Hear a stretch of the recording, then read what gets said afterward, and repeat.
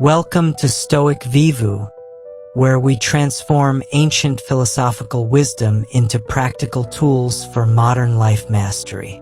I'm your guide on this journey to discover how the greatest minds in history developed unbreakable mental strength, and how you can apply their proven methods to create extraordinary resilience in your own life. Our mission centers on making the profound teachings of Stoicism accessible and immediately useful for the unique challenges you face in contemporary America. You're sitting in traffic on the 405 in Los Angeles, already running late for an important meeting, when your phone buzzes with news that makes your stomach drop. A project you've worked on for months has been canceled. Your mind immediately spirals into worst-case scenarios about your career, your finances, and your future. Within minutes, you've constructed an entire narrative of failure and catastrophe based on a single unexpected event. This moment represents exactly the kind of mental vulnerability that the ancient Stoics dedicated their lives to overcoming. 2,000 years ago, Marcus Aurelius faced pressures that would crush most modern individuals. As Roman emperor, he governed 60 million people while managing constant military threats, political conspiracies, and personal tragedies, including the loss of multiple children. Yet his personal writings reveal a man who maintained extraordinary inner peace through systematic mental training based on Stoic principles. He wrote, "You have power over your mind, not outside events. Realize this, and you will find strength." Epictetus, who rose from slavery to become one of history's most respected teachers, understood mental resilience from a completely different perspective. Having experienced the ultimate powerlessness of bondage, he discovered that true freedom exists entirely within the mind's capacity to choose its responses. His teachings provide concrete methods for building psychological strength that no external circumstance can destroy.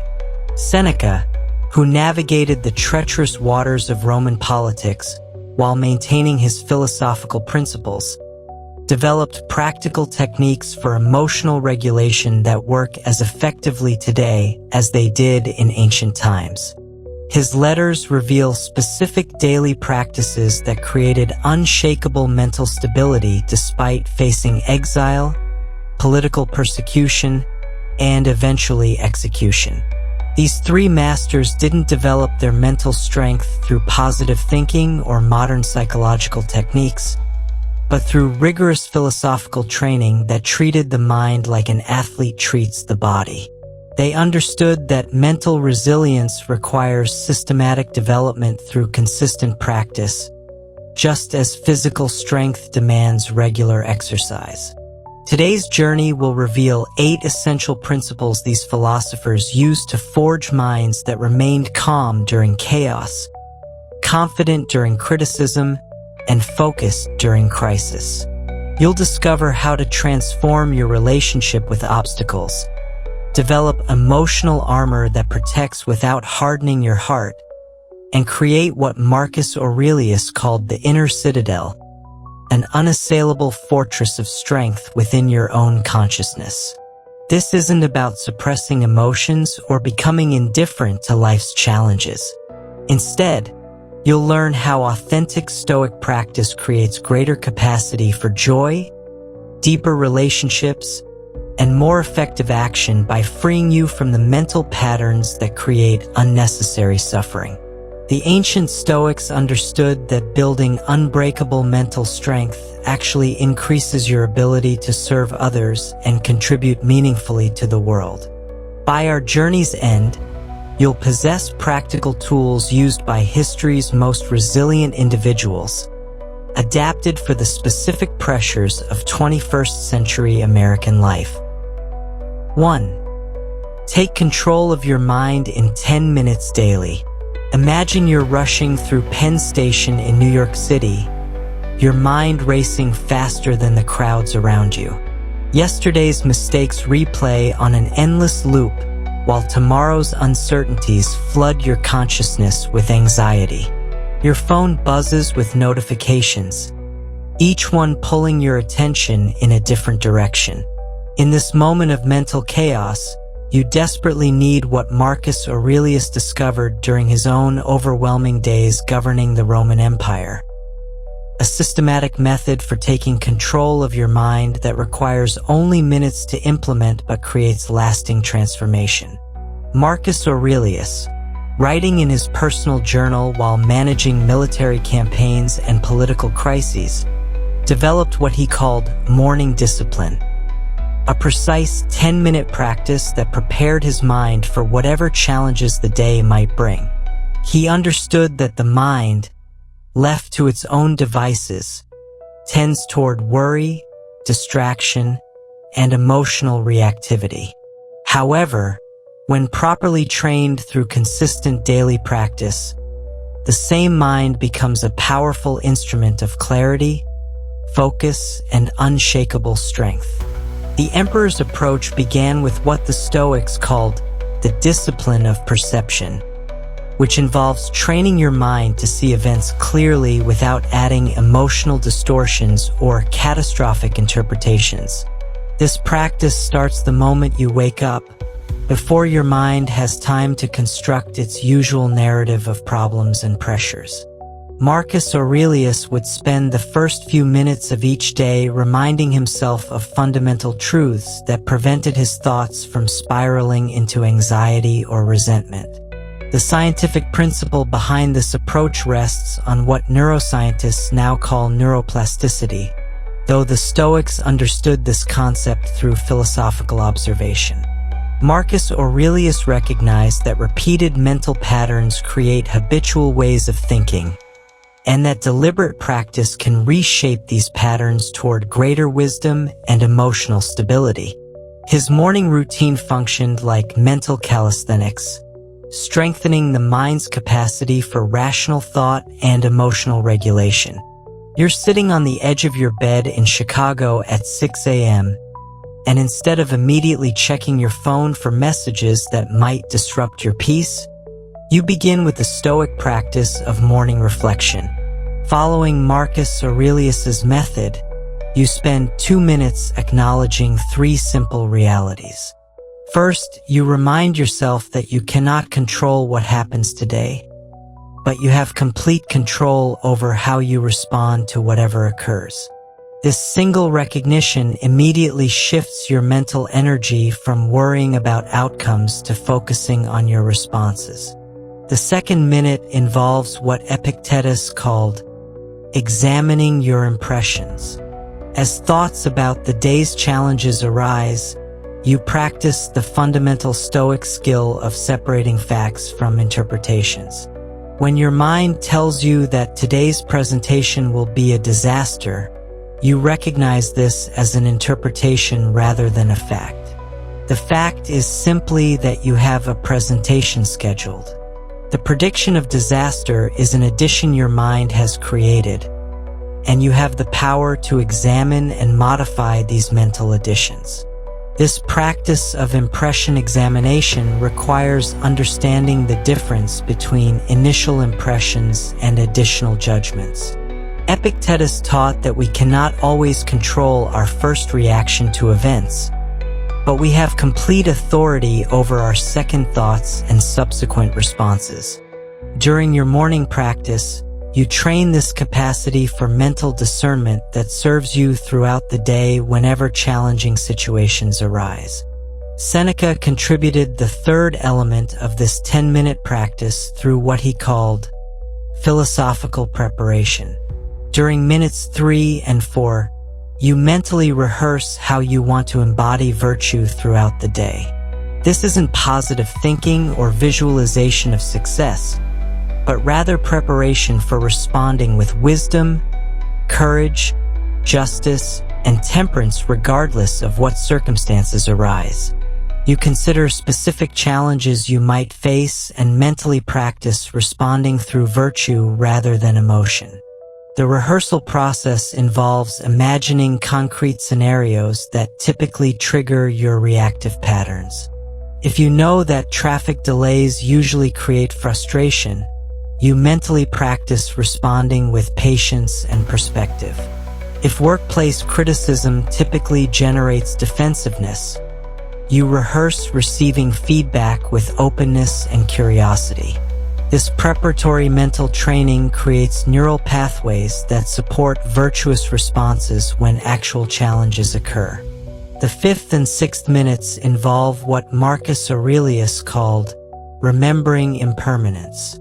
This practice involves reflecting on the temporary nature of both today's problems and today's pleasures. When you remember that current difficulties are temporary, you prevent them from overwhelming your perspective. When you remember that current successes are also temporary, you avoid becoming arrogant or overly attached to outcomes. This practice creates emotional stability that remains steady through both triumph and setback. You're having coffee in your Seattle apartment, and as you continue this morning practice, you move into the 7th and 8th minutes with Epictetus's discipline of desire. This involves examining what you want from the day and ensuring your desires align with what you can actually control. If you desire your coworkers to appreciate your efforts, you recognize this as outside your control and shift your desire toward giving your best effort regardless of others' responses. This practice prevents the frustration and resentment that arise when we attach our happiness to uncontrollable outcomes. The discipline of desire requires honest self-examination about the difference between preferences and attachments. You can prefer that your presentation goes well while remaining emotionally stable if it doesn't. This distinction between preference and attachment creates the foundation for what Marcus Aurelius called inner freedom, the ability to maintain peace regardless of external circumstances.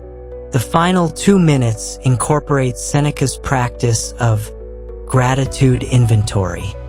You deliberately focus on aspects of your life that deserve appreciation, not as positive thinking but as accurate perception of reality. This practice trains your mind to notice abundance and opportunity rather than only focusing on problems and limitations. Seneca understood that gratitude isn't about feeling good, but about seeing clearly, and clear perception enables better decision-making throughout the day. The transformation created by this 10-minute practice becomes apparent within the first week of consistent application. Your mind begins each day with clarity rather than chaos, purpose rather than reactivity, and strength rather than anxiety. The practice creates what Marcus Aurelius called the prepared mind, which remains calm during crisis and focused during confusion. This morning discipline doesn't require perfect conditions or extended time commitments. Whether you're in a busy household, a cramped apartment, or traveling for work, these 10 minutes can be adapted to any circumstance. The key lies in consistency rather than perfection, understanding that each day's practice strengthens your mental control like physical exercise strengthens your body. Marcus Aurelius proved that even under the most demanding circumstances, daily mental training creates extraordinary resilience. His 10-minute morning practice enabled him to govern wisely, fight effectively, and maintain philosophical principles under pressures that would overwhelm unprepared minds. This same systematic approach to mental control remains equally effective for contemporary challenges, providing the foundation for unshakable inner strength that serves you in every area of life. 2. Turn every problem into mental muscle building. You're standing in the lobby of your Chicago office building, staring at an email that just shattered your carefully planned day. The client you've been courting for months has decided to go with a competitor. Your first instinct is to feel defeated, angry, or discouraged. But what if I told you that Marcus Aurelius, facing far greater setbacks while governing the Roman Empire, developed a revolutionary approach that transforms every obstacle into an opportunity for mental strengthening? This ancient technique, which the Stoics called the obstacle as the way, represents one of the most powerful methods ever developed for building psychological resilience. Marcus Aurelius faced constant challenges that would overwhelm most modern individuals. Barbarian invasions threatened the empire's borders, while political conspiracies endangered his rule from within. Plague devastated cities under his protection, and personal tragedies struck his family repeatedly. Yet, in his private meditations, he wrote, "The impediment to action advances action. What stands in the way becomes the way." This wasn't mere philosophical optimism, but a practical methodology for using life's difficulties as training equipment for mental strength. The emperor understood something that modern psychology has only recently begun to appreciate. Resistance creates strength in mental development just as it does in physical training. When you lift weights at the gym, you deliberately seek resistance because you know that muscles grow stronger only when challenged by forces that require them to adapt and develop. Marcus Aurelius applied this same principle to psychological development, treating every problem as an opportunity to exercise and strengthen specific mental capacities. Consider how this principle transforms your relationship with the client rejection you just experienced. Instead of viewing this setback as evidence of failure or a reason for discouragement, you begin to see it as premium training equipment for developing resilience, adaptability, and emotional regulation. The disappointment you feel becomes raw material for building what Epictetus called the invincible will, the capacity to maintain inner strength regardless of external outcomes. The transformation begins with understanding what Seneca called the gymnasium of adversity.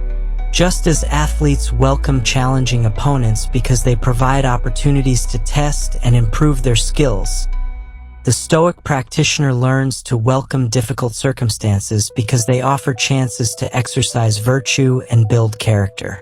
This doesn't mean seeking out problems unnecessarily, but rather approaching unavoidable challenges with the mindset of an athlete preparing for competition. You're walking through downtown Denver, processing the news that your promotion has been delayed indefinitely due to budget cuts. Instead of allowing frustration to dominate your response, you apply the Stoic method of obstacle transformation. First, you identify which specific mental muscles this situation allows you to exercise. The disappointment provides an opportunity to practice emotional regulation. The uncertainty creates a chance to develop patience and adaptability. The need to continue performing well despite setbacks offers training in persistence and professionalism. Epictetus, who understood limitation and adversity from his experience as a slave, taught specific techniques for converting problems into strength-building exercises. He emphasized that we cannot choose what obstacles we face, but we have complete control over how we use those obstacles for our development. Every challenge presents multiple opportunities for virtue practice, and the wise person learns to identify and utilize these opportunities systematically. The client rejection that initially seemed like a setback now becomes a comprehensive training program. The disappointment exercises your capacity for emotional resilience. The need to analyze what went wrong develops your wisdom and judgment. The requirement to continue pursuing other opportunities strengthens your courage and persistence. The experience of maintaining professionalism despite frustration builds your character and integrity. Marcus Aurelius developed what he called the reframing discipline, a systematic approach to examining every obstacle for the growth opportunities it contains. When faced with any problem, he would ask himself 3 essential questions that transform victim mentality into athlete mentality. First, what specific virtues does this situation allow me to practice? Every challenge offers opportunities to exercise wisdom, courage, justice, or temperance, and identifying these opportunities immediately shifts your focus from what you're losing to what you're gaining. The second question follows naturally. How can I use this experience to become stronger and wiser? This inquiry moves beyond mere acceptance of difficulties to active utilization of them for personal development. The promotion delay might teach you valuable lessons about organizational dynamics, help you develop patience, or motivate you to acquire new skills that make you more valuable in the future. You're sitting in a coffee shop in Austin, reflecting on a relationship that ended unexpectedly last month.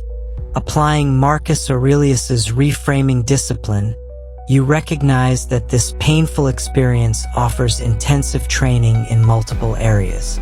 The grief exercises your emotional resilience and teaches you about the temporary nature of all relationships.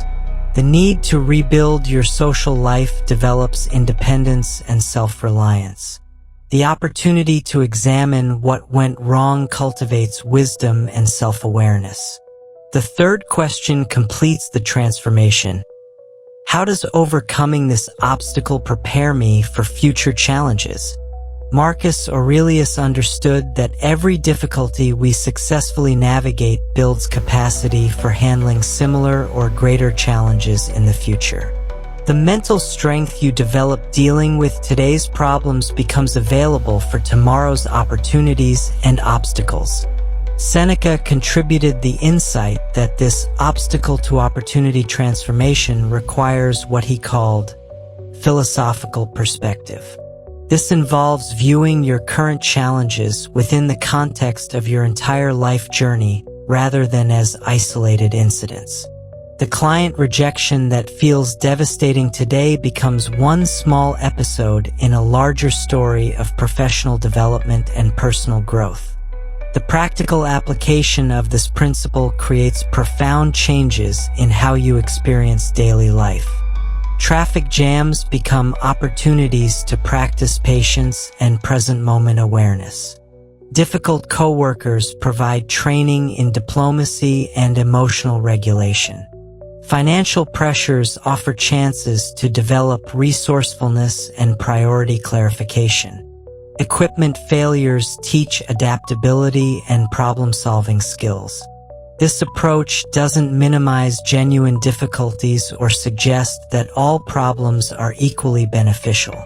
Instead, it recognizes that since challenges are inevitable, we might as well extract maximum value from them rather than simply enduring them.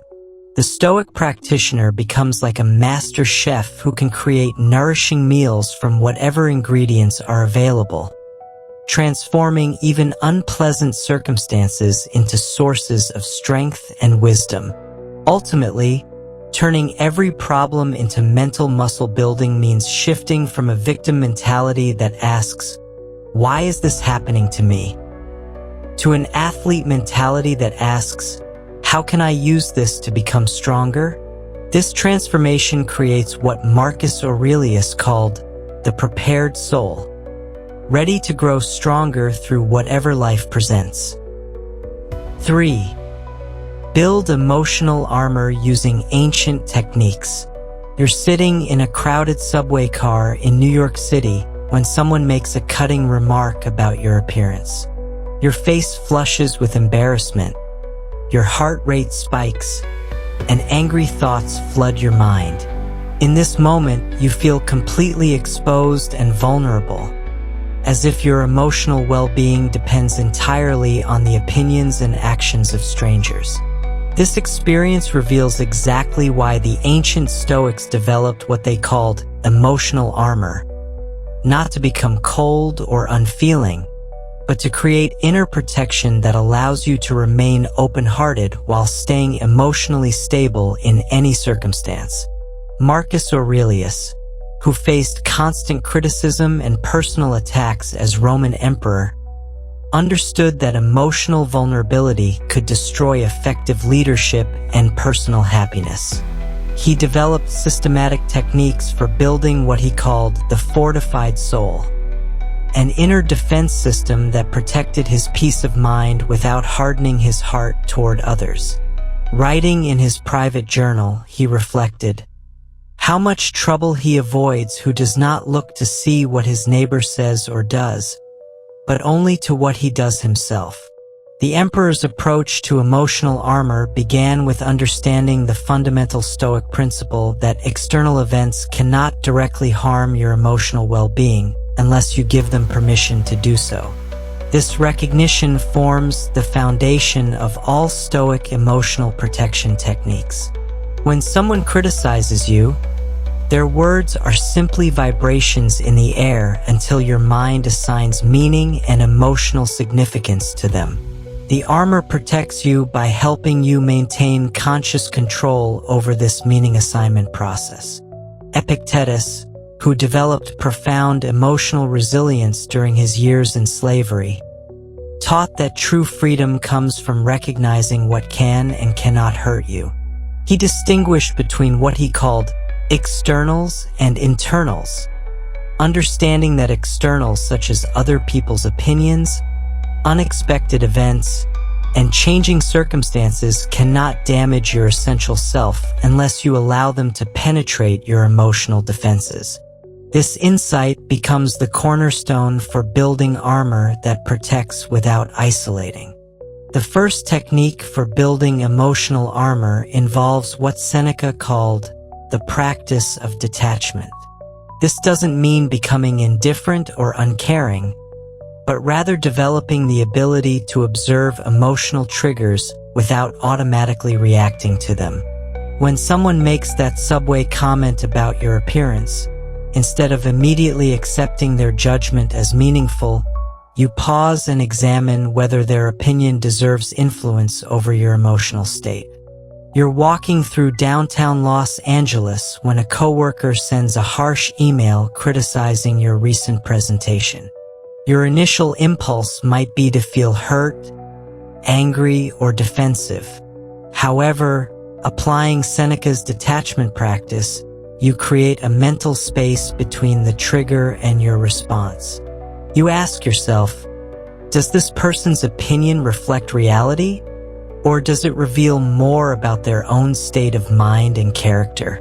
This question immediately activates your emotional armor, protecting you from unnecessary suffering while allowing you to extract any valuable feedback the criticism might contain. The second armor-building technique emerges from Marcus Aurelius's practice of perspective discipline. The emperor regularly reminded himself that most events that seem emotionally significant in the moment become irrelevant when viewed from a broader perspective. The criticism that feels devastating today will likely be forgotten within a week. The rejection that seems to define your worth will become just one small episode in your larger life story. This perspective practice involves what the Stoics called the view from above, imagining how current emotional challenges would appear if viewed from a great height or distance.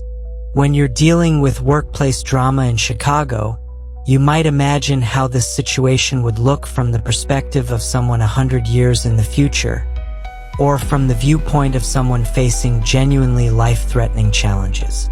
This practice doesn't minimize your current difficulties, but places them in a context that prevents them from overwhelming your emotional equilibrium.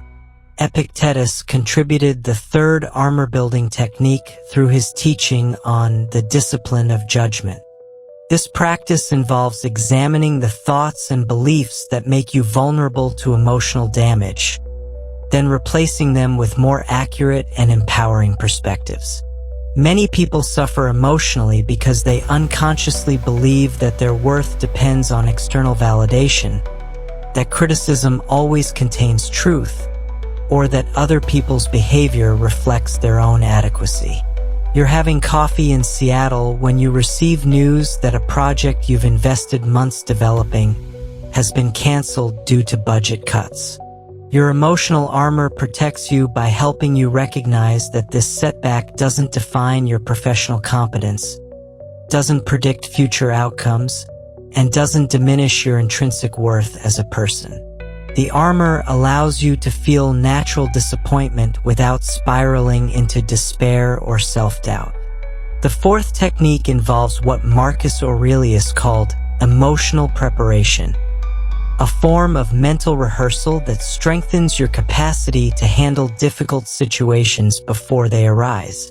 Just as athletes practice skills repeatedly so they can perform effectively under pressure, you can practice emotional responses so you remain stable during challenging interpersonal encounters.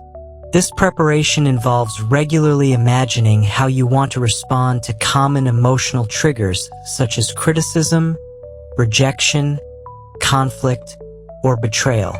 By mentally rehearsing calm, measured responses to these situations, you build neural pathways that support emotional stability when actual challenges occur. The preparation doesn't eliminate normal human emotions, but prevents them from overwhelming your judgment and decision-making abilities. Seneca emphasized that emotional armor requires regular maintenance through what he called evening reflection. Each night, you review the day's emotional challenges and examine how well your armor protected you. Did you react defensively to criticism instead of examining it objectively? Did you allow someone else's bad mood to disturb your inner peace? This reflection helps you identify weak points in your emotional defenses and strengthen them for future encounters.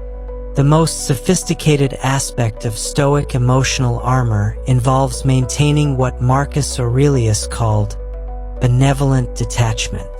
This means protecting yourself from emotional manipulation and unnecessary suffering while remaining open to genuine connection and appropriate emotional responses. The armor doesn't make you indifferent to others' feelings or closed to legitimate feedback, but it prevents other people's dysfunction from disrupting your inner stability. Ultimately, building emotional armor using ancient techniques means developing the capacity to remain emotionally stable and mentally clear regardless of external circumstances, while maintaining your ability to love, care, and contribute meaningfully to others' lives. This armor protects your peace without preventing authentic human connection. 4. The morning routine that transforms your mind. You're lying in bed in your Denver apartment at 6:30 a.m., and your phone is already buzzing with notifications that threaten to hijack your mental energy before you've even stood up. Your mind immediately begins constructing a narrative of urgency and overwhelm as you mentally rehearse the day's pressures and obligations. This moment represents a critical fork in the road that will determine whether you approach the day from a position of reactive anxiety or proactive strength. Marcus Aurelius, who faced pressures that would crush most modern individuals, developed a systematic morning routine that transformed his mind from scattered and reactive to focused and resilient, creating what he called the prepared soul, ready to handle whatever challenges emerged. The Roman emperor understood that the first hour of consciousness sets the tone for your entire day's mental performance. Much like warming up properly determines an athlete's physical performance throughout a competition. Marcus Aurelius recognized that the mind, left to its natural tendencies upon waking, gravitates toward worry, distraction, and emotional reactivity. However, when guided through a systematic routine that engages higher reasoning and philosophical reflection, the same mind becomes a powerful instrument of clarity, purpose, and unshakable inner strength. Marcus Aurelius began his transformation routine with what he called philosophical awakening, a practice that involves deliberately directing your first conscious thoughts toward wisdom rather than anxiety. Instead of immediately checking messages or thinking about problems, he would spend the initial minutes of consciousness reminding himself of fundamental truths that anchored his perspective for the entire day.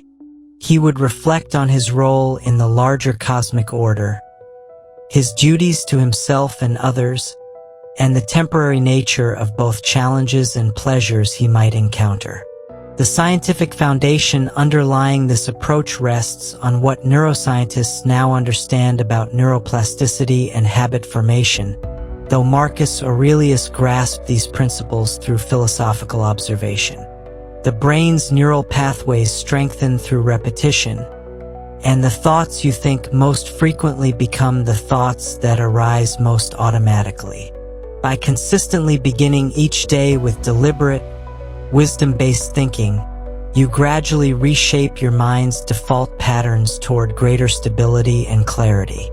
You're sitting at your kitchen table in Portland, implementing the first phase of this ancient routine by spending 5 minutes in what Epictetus called impression examination.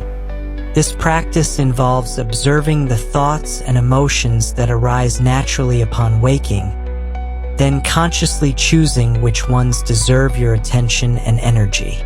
When anxiety about today's presentation surfaces, you recognize this as an initial impression that you can examine rather than accept automatically.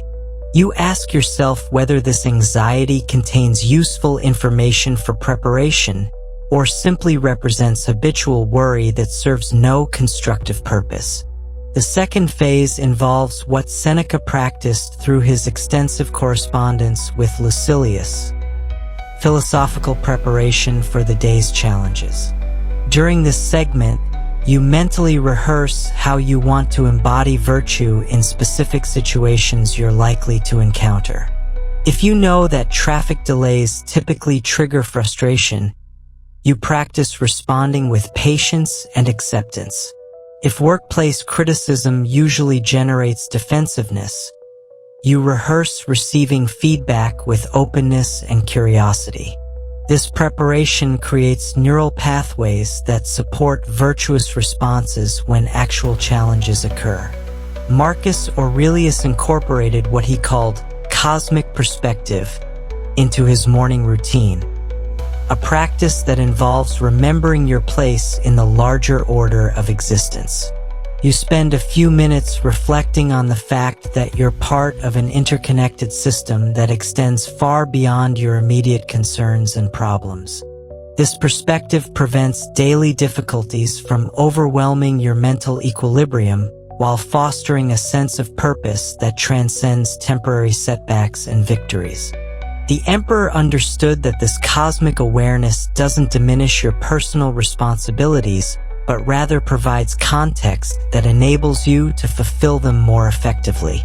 When you remember that your current challenges are temporary episodes in a much larger story, you can address them with appropriate seriousness without allowing them to dominate your emotional state or cloud your judgment.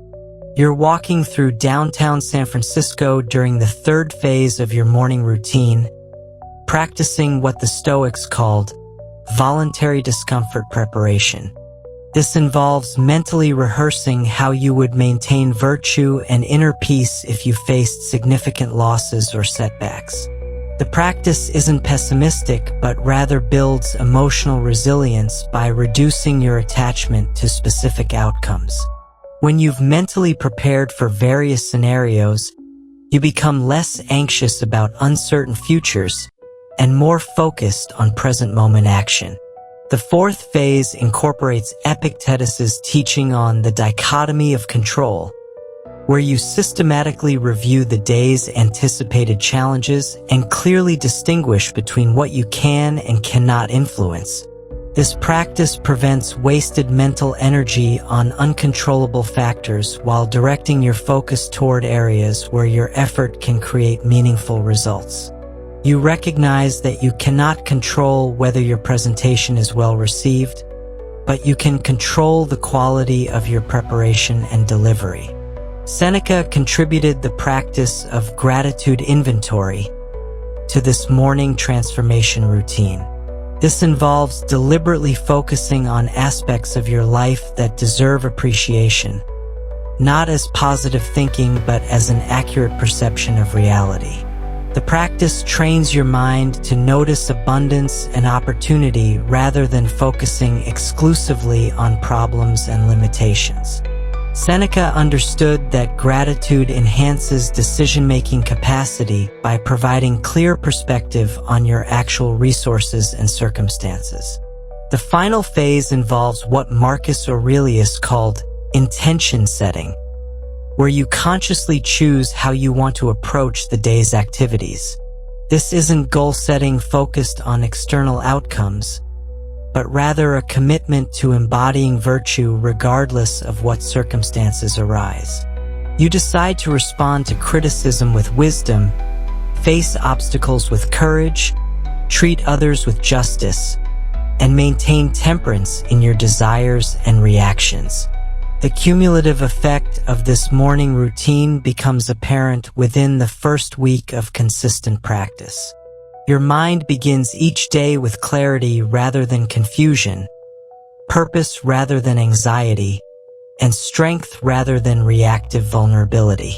The routine creates what Marcus Aurelius called the philosophical temperament, a state of mental preparedness that remains stable during both crisis and success.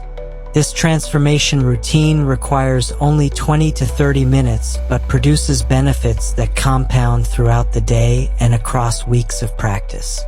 The time investment yields extraordinary returns in mental clarity, emotional stability, and decision-making effectiveness, creating the foundation for what the Stoics considered the highest human achievement: living according to wisdom and virtue regardless of external circumstances. 5. Conquer any fear in 3 simple steps.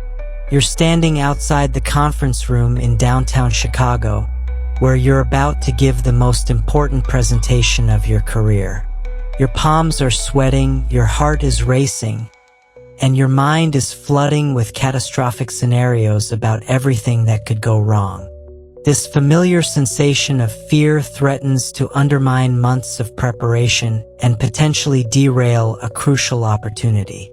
Yet what you're experiencing in this moment is exactly what Epictetus faced before addressing powerful Roman audiences, what Seneca confronted when navigating treacherous political situations, and what Marcus Aurelius encountered before making decisions that affected millions of lives. These ancient masters developed a systematic 3-step method for conquering fear that transformed them from anxiety-driven individuals into some of history's most courageous and effective leaders. The Stoic approach to fear begins with a revolutionary understanding that most people never discover. Fear is not caused by dangerous situations, but by our thoughts about those situations. Epictetus, who understood vulnerability intimately from his years in slavery, taught that external events cannot create fear directly. Instead, fear emerges from our interpretations of events, our predictions about outcomes, and our beliefs about our capacity to handle whatever might occur. This insight becomes the foundation for the 3-step fear conquest method that enables you to maintain courage in any circumstance. The first step involves what Marcus Aurelius called fear examination, a systematic process of investigating the thoughts and assumptions that create your fearful feelings. When you're standing outside that conference room feeling terrified, instead of trying to suppress or ignore your fear, you begin by examining it with philosophical curiosity. You ask yourself specific questions that reveal the mental patterns generating your anxiety. What exactly are you afraid will happen? What assumptions are you making about the consequences of various outcomes? What beliefs about yourself and your capabilities are contributing to your fearful state? This examination process requires understanding the difference between rational caution and irrational fear. Rational caution involves recognizing genuine risks and taking appropriate precautions. If you're walking alone through a dangerous neighborhood at night, feeling alert and cautious serves a protective function. Irrational fear, however, involves catastrophic thinking about unlikely outcomes or exaggerating the significance of manageable challenges. The presentation you're about to give represents a professional opportunity, not a life-threatening situation, yet your body is responding as if you're facing mortal danger. You're sitting in a coffee shop in Seattle, applying this examination technique to your anxiety about starting a new business. Through careful analysis, you discover that your fear rests on several questionable assumptions.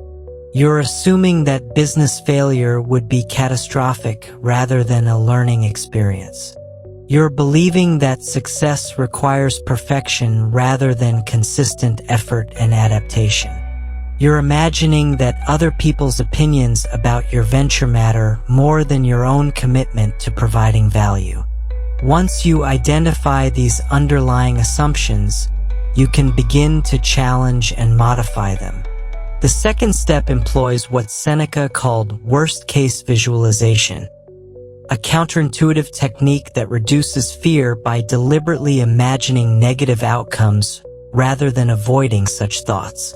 This practice, which Seneca refined through his experience with political exile and eventual execution, involves mentally rehearsing how you would handle your worst fears if they actually materialized. The goal isn't to become pessimistic, but to discover that you possess greater resilience and resourcefulness than your anxious mind believes. When applying worst-case visualization to your presentation anxiety, you systematically imagine various negative scenarios and mentally practice responding to them with dignity and wisdom. What if you forget your main points? You would acknowledge the pause, gather your thoughts, and continue with whatever you remember. What if the audience seems bored or critical? You would focus on delivering value to those who are interested while remaining professional toward those who aren't. What if your technology fails? You would adapt by presenting without slides and engaging the audience through direct conversation. This visualization process reveals that most feared outcomes are either unlikely to occur or manageable if they do happen. Marcus Aurelius practiced this technique before major military campaigns, imagining various battle scenarios and mentally rehearsing how he would respond to each situation with courage and strategic thinking. The practice didn't increase his anxiety, but rather reduced it by proving to his mind that he could handle whatever challenges emerged. You're walking through downtown Miami, applying worst-case visualization to your fear of having an honest conversation with your romantic partner about relationship concerns. You imagine the conversation going poorly, your partner becoming defensive or angry, and the relationship potentially ending. Then you mentally rehearse how you would handle each scenario with integrity and wisdom. You realize that avoiding the conversation guarantees relationship problems, while having it courageously creates the possibility for a deeper connection or clarity about incompatibility. The third step involves what Epictetus called courageous action, the practice of taking appropriate action despite feeling afraid rather than waiting for fear to disappear before acting. The ancient Stoics understood that courage isn't the absence of fear, but rather the decision to act according to virtue and wisdom while fear is present. This insight liberates you from the common misconception that brave people don't feel afraid, revealing instead that bravery involves feeling fear and choosing virtuous action anyway. Courage action requires understanding that feelings don't have to determine behavior. Your racing heart and sweaty palms provide information about your emotional state, but they don't possess the authority to make decisions about your actions. Marcus Aurelius often felt anxious before making difficult imperial decisions, yet he consistently chose actions based on duty and wisdom rather than emotional comfort.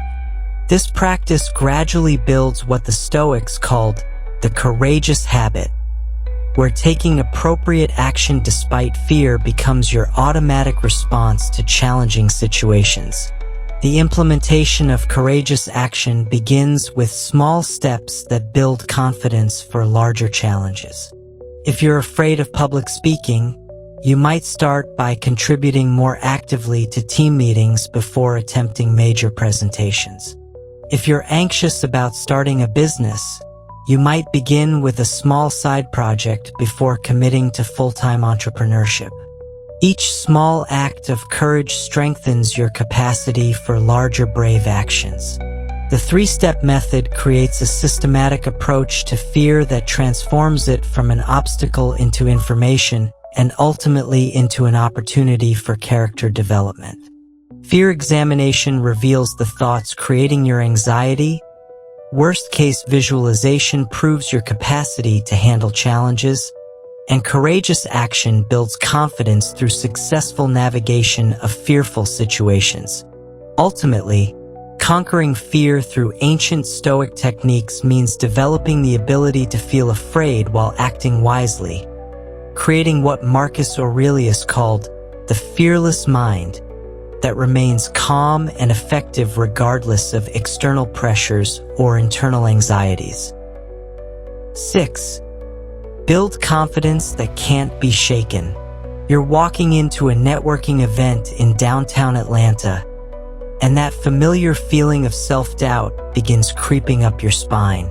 You notice how confidently others seem to move through the room, how easily they engage in conversation, how comfortable they appear in their own skin. Your inner voice starts its destructive commentary about how you don't belong here, how others are more qualified, more interesting, more worthy of respect. This moment reveals the fragility of confidence built on external validation and comparison to others. What you need in this crucial instant is what Marcus Aurelius developed during his reign as Roman emperor. Unshakable confidence rooted not in temporary circumstances or other people's opinions, but in something far deeper and more reliable than external validation could ever provide. Marcus Aurelius understood confidence in a revolutionary way that most people never discover. While governing 60 million people and facing constant criticism from senators, generals, and citizens, he learned that true confidence cannot depend on external success, other people's approval, or favorable circumstances, because all of these factors remain beyond our ultimate control. Instead, the emperor developed what he called virtue-based confidence, an inner strength that emerged from his commitment to wisdom, justice, courage, and temperance regardless of outcomes or external recognition. The foundation of unshakable confidence rests on understanding what Epictetus called the source of true power. Most people build confidence on unstable foundations such as their achievements, their appearance, their wealth, or their social status. While these external factors can provide temporary boosts to self-esteem, they create anxiety because they can be lost or diminished at any time. The Stoic approach builds confidence on something that cannot be taken away by any external force: your capacity to choose virtuous responses to whatever life presents. This philosophical foundation transforms how you understand your own worth and capabilities. Instead of measuring your value by comparing yourself to others or by tallying your successes and failures, you base your confidence on your commitment to acting with integrity, wisdom, and virtue in every situation. This creates what Marcus Aurelius called the invulnerable self, a core identity that remains stable regardless of external circumstances or other people's opinions. You're preparing for a job interview in Boston, and instead of focusing on whether you'll be chosen over other candidates, you apply the Stoic method of confidence building. You recognize that you cannot control the hiring manager's decision, the qualifications of other applicants, or various organizational factors that might influence their choice. However, you can control the quality of your preparation, the honesty of your responses, and the professionalism of your presentation. This shift in focus from uncontrollable outcomes to controllable actions immediately creates a sense of empowerment and confidence. Seneca contributed essential insights about confidence through his understanding of what he called philosophical self-reliance. Writing to his friend Lucilius, he explained that confident people don't need constant reassurance from others because they've learned to evaluate their own actions according to virtue rather than seeking validation from external sources. This doesn't mean becoming isolated or indifferent to feedback, but rather developing the capacity to assess your own performance and worth according to reliable internal standards. The practical application of this principle involves developing what the Stoics called internal scorecard thinking. Instead of measuring your success by external metrics that you cannot fully control, such as income, recognition, or social media engagement, you evaluate your performance based on factors within your direct influence. Did you give your best effort? Did you act with integrity? Did you treat others with respect and fairness? Did you maintain your principles under pressure? These internal metrics provide a stable foundation for confidence because they depend entirely on your own choices and actions. You're facing criticism from your supervisor in Denver about a project that didn't meet expectations. Your natural instinct might be to feel deflated and question your professional competence. However, applying Stoic confidence principles, you examine the situation through the lens of virtue rather than outcome. You recognize that you prepared thoroughly, communicated honestly about potential challenges, and worked diligently within the constraints you faced. While the project didn't succeed as hoped, your process demonstrated integrity and effort, which provides a legitimate foundation for maintaining confidence while learning from the experience. Marcus Aurelius developed what he called the practice of self-appreciation, which involves regularly acknowledging your own growth, effort, and commitment to virtue without depending on external recognition. This practice requires honest self-assessment that neither inflates accomplishments nor dismisses genuine progress. The emperor would reflect on how he had grown in wisdom, how he had handled difficult decisions with integrity, and how he had served the common good according to his understanding and capabilities. This self-appreciation practice extends to recognizing that everyone develops at their own pace and faces unique challenges that shape their journey. Comparing your internal experience to others' external presentations creates unnecessary anxiety and undermines genuine confidence.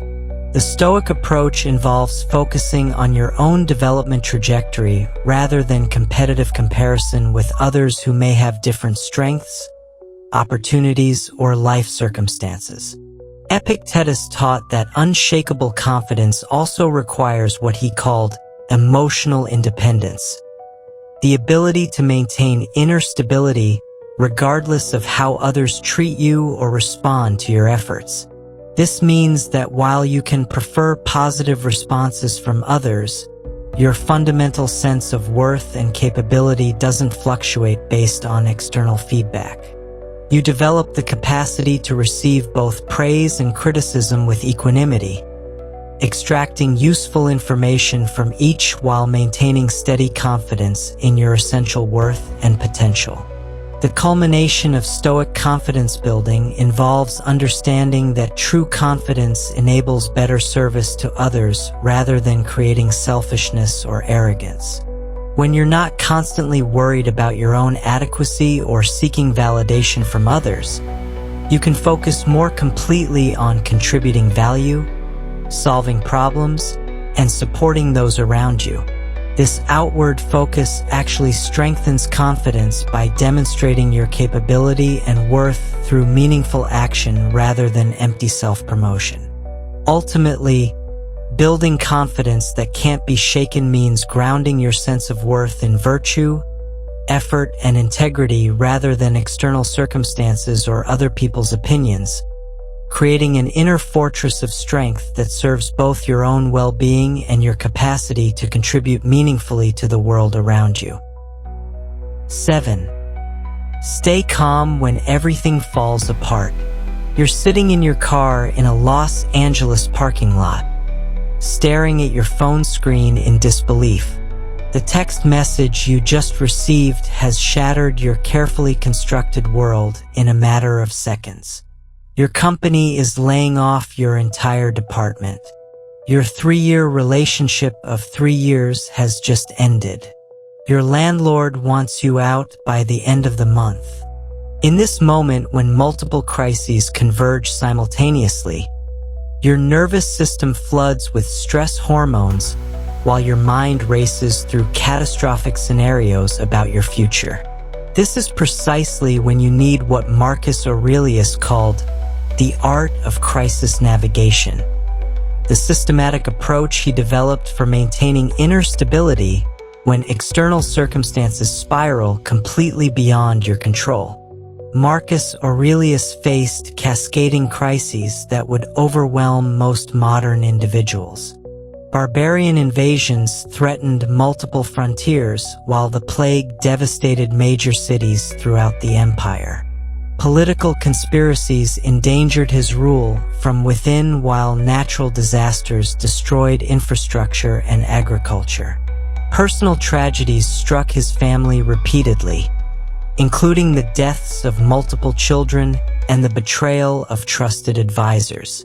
Yet his private writings reveal a man who maintained extraordinary equanimity through systematic application of Stoic principles that enabled him to think clearly and act effectively even during the empire's darkest periods. The emperor's approach to crisis management began with understanding what the Stoics called the hierarchy of control. When everything seems to be falling apart simultaneously, your mind naturally attempts to solve all problems at once, creating mental chaos that prevents effective action. Marcus Aurelius learned to immediately distinguish between 3 categories of challenges during crisis periods. First, immediate threats requiring urgent action within his direct control. Second, developing situations that needed monitoring and planning but couldn't be resolved immediately. Third, circumstances completely beyond his influence that required acceptance rather than resistance. This categorization process creates what Epictetus called cognitive triage, a systematic method for organizing your mental resources during overwhelming periods. When you receive that devastating news about job loss, relationship ending, and housing crisis, your first step involves sorting these challenges according to what requires immediate attention versus what can be addressed systematically over time.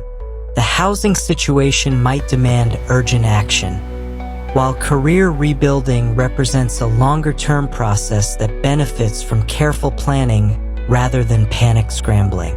You're walking through downtown Chicago in the midst of your personal crisis, applying the second phase of Marcus Aurelius's crisis navigation method, emotional regulation through philosophical perspective.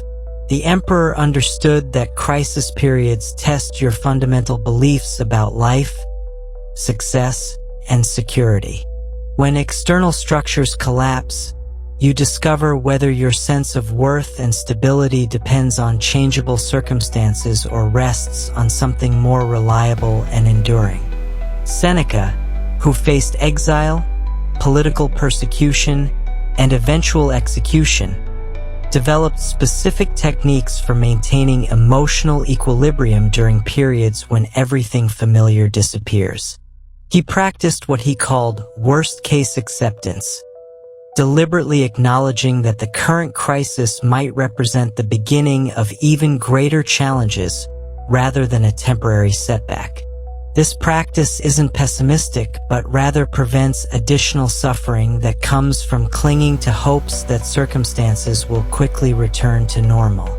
The acceptance practice involves recognizing that the life you've been living has already changed permanently, regardless of how current crises resolve.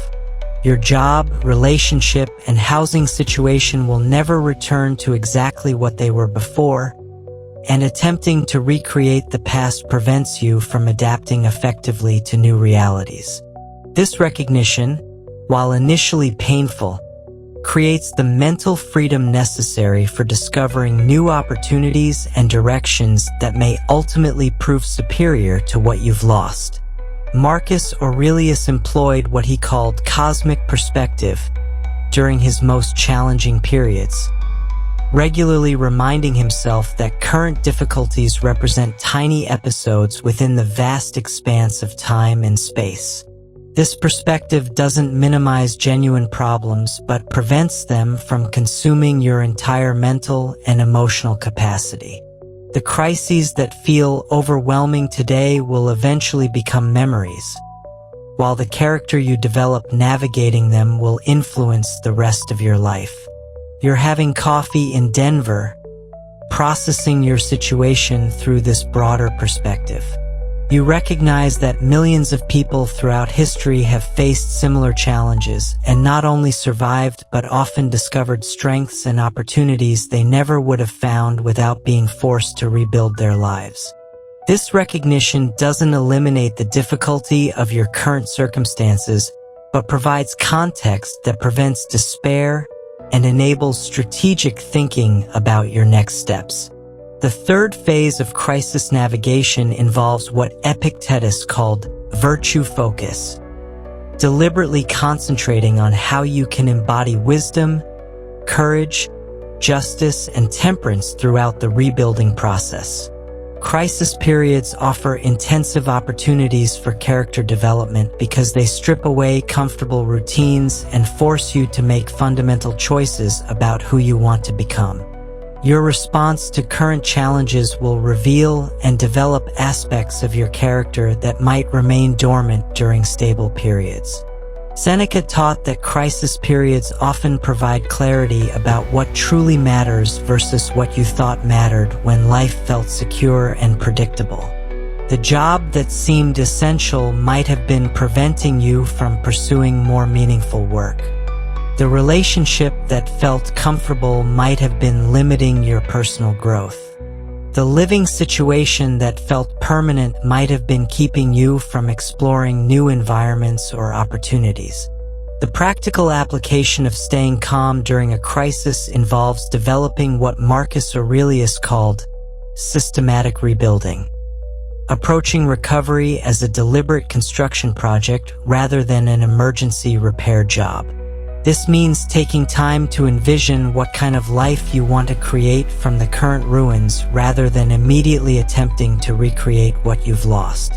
The emperor understood that periods of forced change often provide rare opportunities for significant life improvements that would be difficult to implement during stable times.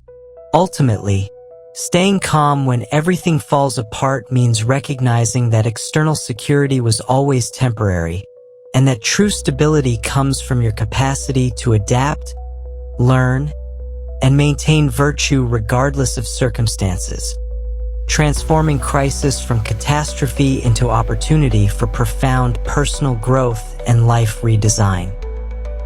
8. Create an inner fortress no one can break.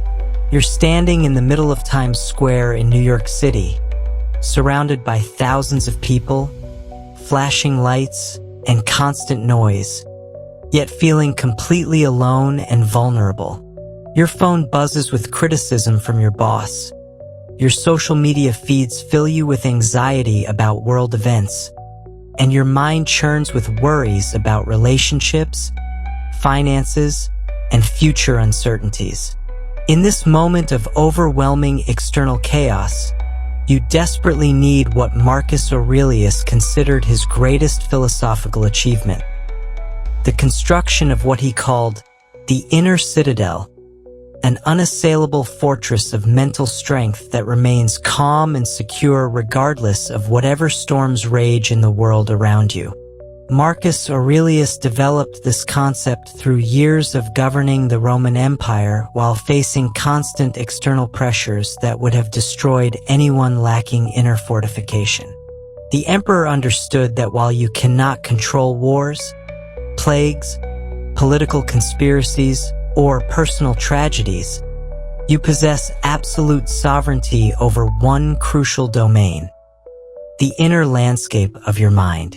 This recognition became the foundation for building psychological architecture that could withstand any external assault while maintaining clarity, purpose, and peace. The inner fortress concept begins with understanding what the Stoics called the geography of the soul. Just as physical fortresses require strategic location, strong foundations, and multiple defensive layers, your inner citadel needs careful construction based on philosophical principles that have proven effective across centuries of human challenge. The fortress doesn't isolate you from the world, but rather provides a secure base from which you can engage with life's complexities without being overwhelmed or defeated by them. The foundation of your inner fortress rests on what Epictetus called the discipline of perception, the systematic training of your mind to see events clearly without adding destructive interpretations or emotional distortions. When your boss sends that critical email, your fortress-trained mind immediately distinguishes between the actual facts of the situation and the catastrophic stories your emotions want to construct around those facts. The criticism becomes information to evaluate rather than an attack on your fundamental worth. You're walking through downtown Seattle, implementing the first construction principle of fortress building: establishing secure boundaries. This involves learning to distinguish between your inner domain, which you control completely, and the external world, which you influence but cannot command. Your thoughts, values, and responses belong entirely to you, while other people's opinions, changing circumstances, and unpredictable events remain outside your fortress walls. This boundary recognition immediately reduces anxiety because you stop trying to control what lies beyond your authority. Seneca contributed the second construction principle through his understanding of what he called philosophical supply lines. A physical fortress requires reliable sources of food, water, and materials to withstand lengthy sieges. Your inner fortress needs consistent nourishment through daily practices that strengthen your mental resilience and moral clarity. These practices include morning reflection on virtue, evening review of your choices and responses, and regular study of wisdom that connects you to insights developed by history's most resilient individuals. The fortress construction process requires understanding that strength comes not from avoiding difficulties, but from developing the capacity to handle whatever challenges arise. Marcus Aurelius designed his inner citadel to function effectively during barbarian invasions, plague outbreaks, and personal tragedies, not during peaceful periods when life felt manageable. Your fortress must be built to withstand job loss, relationship problems, health challenges, and social chaos while maintaining your ability to think clearly and act according to your deepest values. You're sitting in a coffee shop in Austin, applying the third construction principle, creating multiple defensive layers. Physical fortresses use outer walls, inner courtyards, and central keeps to provide security even if external defenses are breached. Your psychological fortress employs similar architecture through layered responses to challenging situations. The outer layer involves immediate emotional regulation techniques that prevent minor irritations from escalating into major disturbances. The middle layer includes a philosophical perspective that places current challenges within broader contexts of meaning and purpose. The inner core consists of your fundamental commitment to virtue that remains steady regardless of external circumstances. Marcus Aurelius understood that the strongest fortresses include what military strategists call sally ports, protected openings that allow defenders to venture outside when appropriate while maintaining security. Your inner fortress must balance protection with engagement, enabling you to participate fully in relationships, work, and community life without becoming vulnerable to every emotional storm or social pressure. The fortress protects your essential self while allowing authentic connection and meaningful contribution to others. The emperor practiced what he called fortress maintenance, recognizing that psychological defenses require constant attention and periodic reinforcement. Daily challenges test your fortress walls, revealing weak points that need strengthening and outdated defenses that need updating. This maintenance involves regular self-examination to ensure your responses align with your values, your boundaries remain appropriate, and your mental habits support rather than undermine your inner security. Epictetus emphasized that the most sophisticated aspect of fortress construction involves what he called strategic vulnerability. True strength includes knowing when to lower your defenses appropriately for authentic intimacy, genuine learning, or meaningful service to others. The fortress doesn't make you invulnerable to all pain, but rather selective about which challenges deserve access to your emotional core.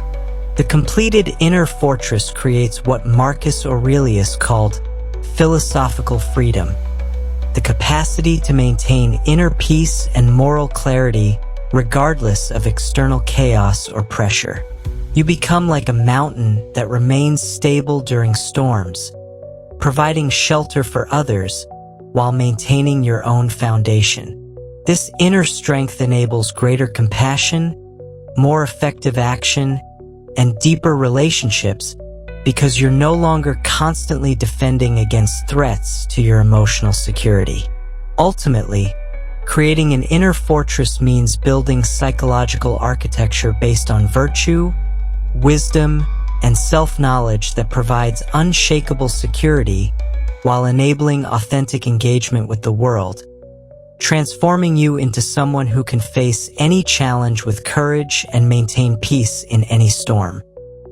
As we reach the end of our journey through ancient wisdom for modern mental strength, take a moment to recognize the profound transformation that lies within your grasp. You've discovered 8 powerful principles that Marcus Aurelius, Seneca, and Epictetus used to forge minds capable of extraordinary resilience under the most challenging circumstances imaginable.